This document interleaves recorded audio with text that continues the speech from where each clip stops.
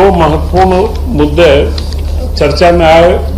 एक सामुदायिक स्वास्थ्य केंद्र, वर्तमान में कई सामुदायिक स्वास्थ्य केंद्रों में जो 20 बिस्तर से ऊपर के हैं उनमें डॉक्टरों की व स्टाफ की कमी देखी गई है। जो विशेषज्ञ डॉक्टर मिलना चाहिए वो उपलब्धता नहीं है।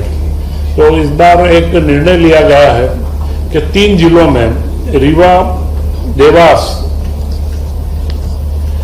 और एक और जिला हो रहा है, जिसमें तीनों जिले के अंदर यह 8 सामुदायिक केंद्रों को निजी तौर पर संचालन करने के लिए दिया जाएगा। यह एक नई नीति ला करके 8 पायलट प्रोजेक्ट के रूप में आज स्वीकृति दी गई है कि उनमें निजी व्यक्ति पूरा संसाधन लाएंगे, डॉक्टर्स, स्टाफ और वो सारे उनके रहेंगे। संपत्ति मध्य प्रदेश सरकार की रहेगी और दवाइयों की उपलब्धता मध्य प्रदेश सरकार द्वारा की जाएगी। विशेषज्ञ डॉक्टरों की उपस्थिति वो सुनिश्चित करेंगे। उसके साथ में जो योग्य और ट्रेंड स्टाफ चाहिए वह सब उसे पीपीपी मॉडल के ऊपर उसको लेकर के आना पड़ेगा। इसका टेंडर की प्रक्रिया रहेगी और जो इसमें कम से कम लागत के अंदर चलाएंगे और अच्छी गुणवत्तापूर्ण जिनका रिकॉर्ड रहेगा उन्हें यह केंद्र 8 पायलट प्रोजेक्ट के रूप में इनको दिए जाएंगे।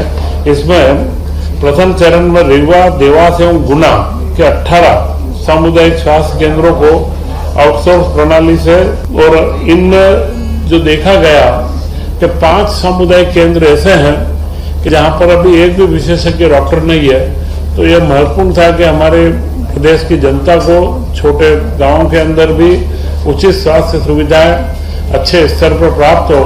तो यह एक नए मॉडल को इस बार चालू करने की स्वीकृति दी गई है।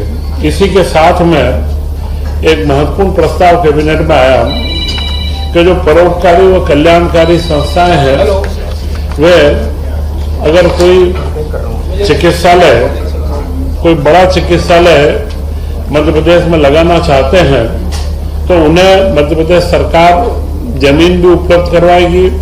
जमीन के साथ में उन्हें जो सुपर स्पेशलिटी के इक्विपमेंट हैं उनमें क्षेत्र वाइज, क्योंकि जो समृद्ध क्षेत्र है ऐसा ABC कैटेगराइजेशन करके और उनमें मशीनों के लिए अनुदान भी दिया जाएगा, पूंजीगत अनुदान देकर के।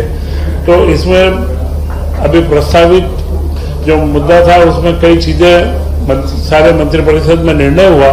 फिर 5 मंत्रियों की एक कमेटी निर्धारित की गई है कि जो इसके सारे मापदंड निर्धारित करेगी और उन मापदंडों के आधार पर एक नीति बना करके और फिर मध्य प्रदेश के अंदर जो परोपकारी ट्रस्ट है, बड़े धर्मार्थ संस्थान हैं या अन्य चैरिटेबल या CSR के जो फंड्स रहते हैं उससे निजी क्षेत्र में अस्पतालों को प्रोत्साहन मिले। छोटे हमारे जिलों के अंदर जहां आवश्यकता है वहां पर 200 बिस्तर के भी अस्पताल लगे और इन अस्पतालों में संपूर्ण रूप से